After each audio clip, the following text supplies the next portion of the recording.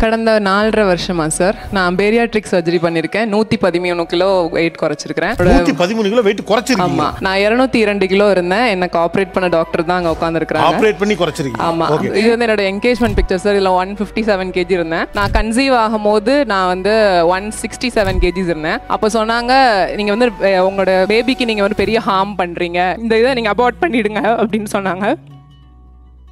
My baby is 6 years old now. She's very healthy. Second standard படிக்கிறாங்க.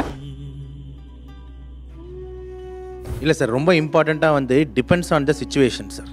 இப்போ வந்து இவங்க கேஸ் வந்து எக்ஸ்ட்ரீட்லி மார்பிட் ஒபிஸ் சார். 200 கிலோக்கு மேலே 200 கிலோக்கு மேலே இருக்கும் போது ஹார்ட்டில் வந்து நிறைய ஸ்ட்ரெயின் இருக்கும், உள்ளே இருக்கிற மற்ற உறுப்புகளில் பல ஸ்ட்ரெயின் இருக்கும். அப்போ இவ்வளோ வெயிட்டோட வந்து ஒருத்தவங்க ஏங்குறது நல்லது கிடையாது. It is any time danger to her life.